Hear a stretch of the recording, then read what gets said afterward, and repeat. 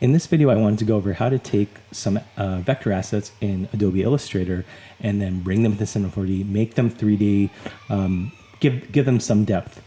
So this is a process to maybe take your own designs that are 2D and vector-based and make them 3D. I'm going to start with this logo for the design program I'm currently teaching in. This is Portland State University, graphic design, and you can see that this is outlined. It's really important that you're using an outline file. The color won't matter here. The main thing is that when I go to save this for Cinema 4D, I want to save it as a legacy Illustrator file. So I'm going to just write PSU GD logo, maybe, and I will save it down to Adobe Illustrator 8, actually. The format's a little bit different, and that data will be, I'll be able to import that into Cinema 4D. So say OK. And from there, let's move into Cinema 4D. Okay, so here I am in Cinema 4D. What I want to do is go up to File. I'm up in the Objects panel here, File, Merge Objects. And I want to bring that element in. I believe that I just saved is PSU_GD. Now, the scale is okay. We could probably leave it as it is, but you can resize this. So this came into the scene. And okay, so from here, the way that I'm going to make it 3D is by using one of these functions up here. It's located inside of this this icon set, and the thing I want to use is extrude, and that kind of creates depth in it. If you ever want to search for something, if you don't remember where things are, you can hit Shift C. You can hit Shift C, and then you can search Cinema 4D, this is a really helpful way for me to get things when sometimes I forget where they're nested in here because there's so many options. All right, so I'm going to take this extrude, and what I want to do is make this the logo a child of the extrude here. So I'm going to bring it underneath, and you can see that it created like a level. Think of this as like almost like a family tree. So this is the parent and this is the child. It's nested inside of here. I still don't see anything really, and that's because if you look at this path here, this is the vector information that was coming from Adobe Illustrator. There's more than one here, and if you only had one, you wouldn't need to do this step, but because you have more than one, you want to make sure in the extrude, you select the extrude and you click hierarchical. And that will make sure that all those things get extruded and pulled out. And then you can see under movement, you could go really extreme here, get this really thick blob or something really skinny. Maybe we want something in between that. And again, the edge is very hard, but we can change that with the caps. We can turn to a fillet cap and add that little kind of bevel. It got a little bit bigger than it was before, so maybe it doesn't need to go up super high, but you can move this around. There's two parts of this. One is this start, which is the front, and you can see the end did not get that treatment. So if you want it to happen to both, I would put that on both and maybe try to match them similarly. With the fillet types, you can actually slightly change the shape of them if you would like. But yeah, I think this is enough for us to get started.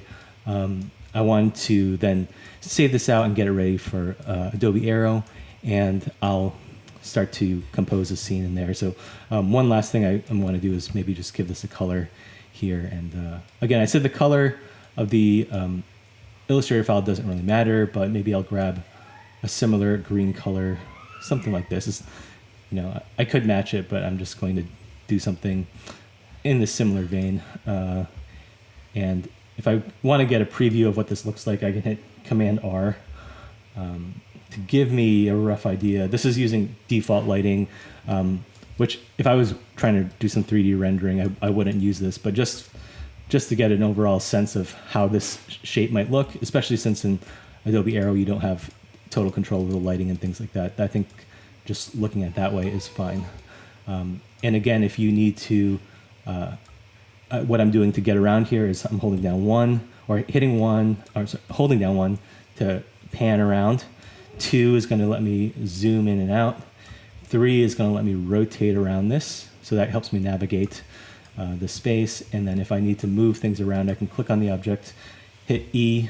Actually, let me zoom out because I need to see this axis. Hit E, click E to like move things around, activate it this way. R is going to let me rotate along here, clicking and dragging. I'm just going to undo that. And then T is going to let me transform or scale it. Yeah, so those are the ways that I'm navigating the space. When you're ready to save this for Adobe Aero, remember that we've got to export this out as either an FBX or GLTF. I'll just do an FBX for right now. So I'm going to call this PSU GD logo.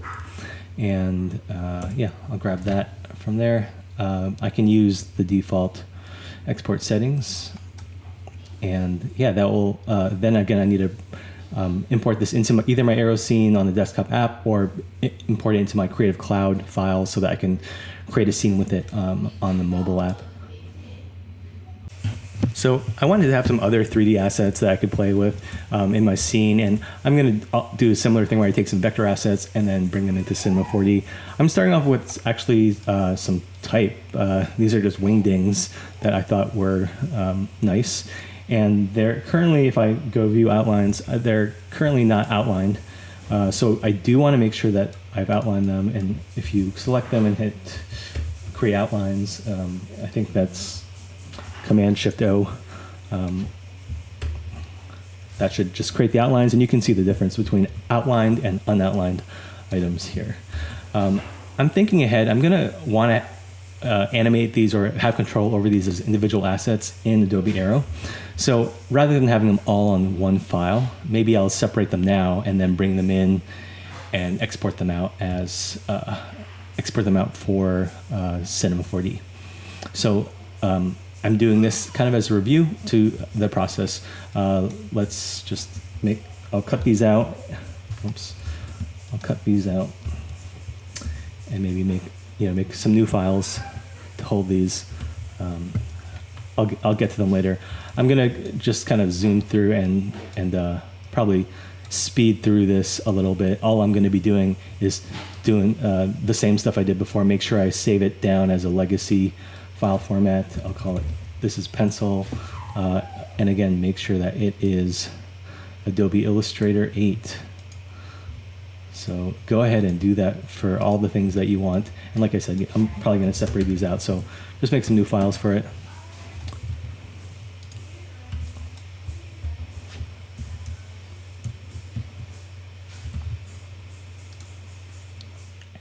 So I've saved out those wingdings as Illustrator 8 files, and you can see they're in this folder. And I'll just grab maybe one of them, and I'm not going to do the prep work for all of these because it's pretty much the same. Again, what I'll do is I'll grab this and I'll bring an extrude here. Make sure I drag this underneath it, and you should see that, hey, it created this little 3D pencil thing. And maybe I'll add a fillet cap on both of these, and yeah, hit Command R to kind of get a sense of what it looks like. Maybe adjust the settings to your liking. Throw a material on there. So we'll just, right now we're keeping it pretty simple. We're just adding like a color material. And just click and drag it and put it on there, and there is my little pencil. So I'm going to go ahead and do that with all those assets and just prep them and then bring them into Adobe Aero. So I'm going to go back into the Adobe Aero desktop app, and because I have a few items and maybe I want to tweak them a little bit, I feel like the desktop app is a little bit easier to work in. The only thing is you can't see it against the real world that you want to place it in. But just to bring everything in and maybe get things set up, I'm going to use it, and I can always edit this later. Once you bring the assets into Adobe Aero and create the scene, you can load that on your phone or your mobile device. So I'm going to grab these items, smiley face, and I think you can only do one at a time. So I'm just going to try to grab these items, and let me just bring them in first and then I'll move them around.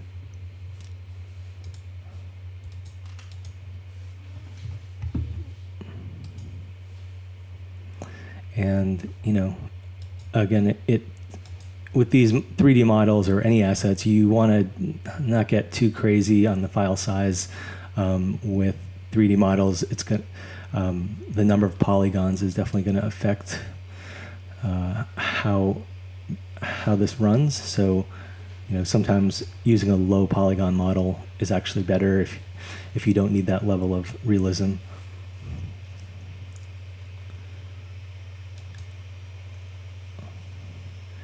And let's grab this last one.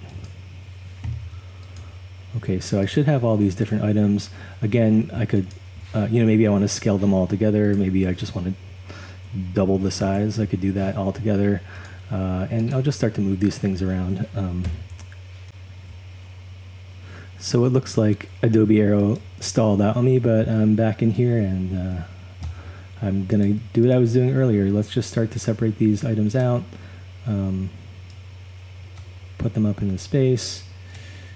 Let's see, the mouse.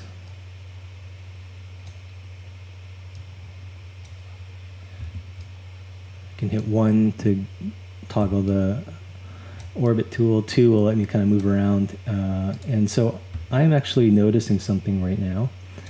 And that is that my logo didn't seem to come in correctly.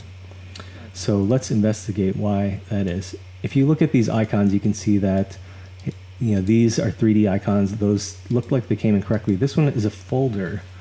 So maybe there's something wrong with the file type there. I'm going to go back into my Finder and just double check that. So I do have this PSUGD logo and it is an FBX, but let's see how it's different in the Cinema 4D file. So this is an example of a file that I created with the Hourglass. And if we go back into our logo file, we'll see that, you know, one of the differences is that it looks like this is inside of a group. Let's see if we take it out of that group and delete that, if that will work. Or one thing I've said is sometimes just stripping this down and maybe turning it into geometry will get rid of any problems. But let's try this way first and see if we export this as an FBX, and maybe I will just call it PSUGD logo 2 for reference. Let's go back into Adobe Aero. I'm going to delete this for now and see if I can import that other asset that I just created, second version here, and see if that comes in correctly. So doing that little fix of getting rid of that extra group that was holding it seemed to work in this case. I want to just advocate being flexible and thinking about looking at your files and thinking about what's the difference between something that works and what doesn't work, and just trying to troubleshoot that. So that seemed like it was okay. If I still had problems, I would go further and maybe you know, turn it into geometry. You can press C when you're selecting it and then go from there. But I'm just trying to get in this troubleshooting mindset. Let's see. Oh, that's actually quite large. Maybe it's good to have some difference in scale. I'm gonna just zoom out a little bit and yeah, maybe play with these forms a little bit more. Now I'm starting to see.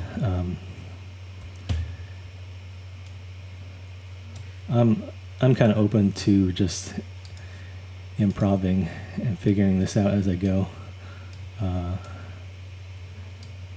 maybe we'll put a little bit of rotation on this, kind of create some sort of 3D composition. Let's go up to the mouse. It's like the tools of graphic design.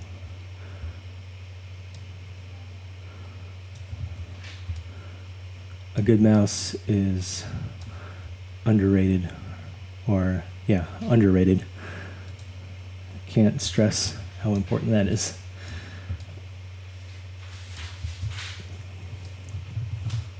Let's just slide that over. see if are we starting to like this composition. That looks fine. Okay, so why don't I go in and just program some behaviors too, and we'll start to play with this. Maybe if I am working in 3D, maybe I want a little bit more depth.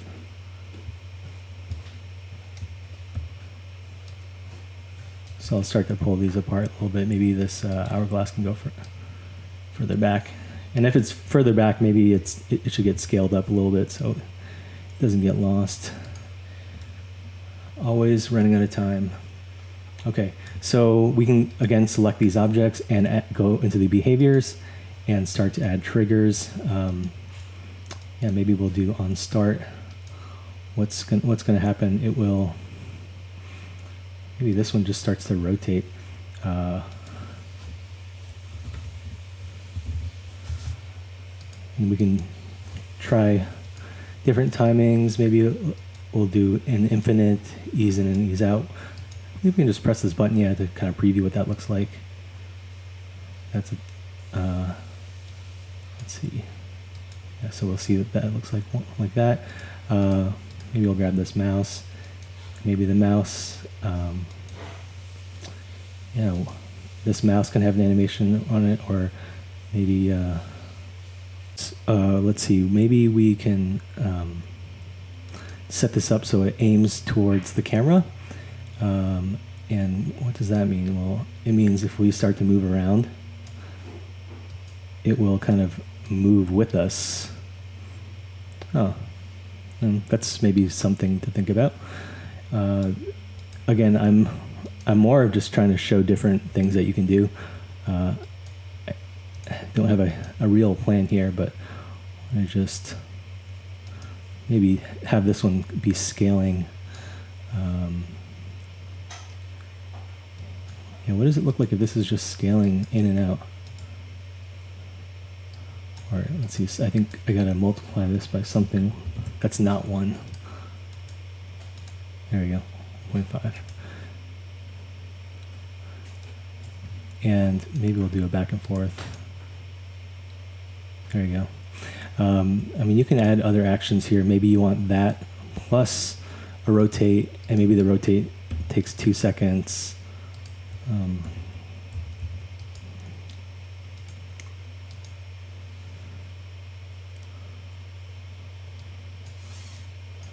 Let's see what happens if we, I think you can only preview one animation at a time, but you know, if we want to see what that looks like, we go to preview and you can see that that's moving around. So what does that look like? Okay. We'll go back into and edit. Let's say the smiley face, we can add, maybe we'll just do a rotation on this one. We'll add rotate. I'll do, again, the spinning kind of rotation. Maybe instead of easing in and out, I'll just do a linear one. This one should, and maybe I'll change the duration to 1.75. So they're not all the same duration, but this way I think it's going to look like it's just continuously, if I hit infinite, continuously animating. And that was just the preview, but if I look at it inside of the actual scene preview, you'll see how it actually functions. And then again, if I move around, you'll see that mouse is kind of aiming towards me as I go along. And yeah, we've got this logo here. Maybe that logo just stays there. We have a lot of things going on. So I think I'm at a good place to stop, and I can bring this into the real world. So here I am in the mobile app. I've just opened that scene. I'm scanning the space around me again, and I'm placing the scene using the anchor.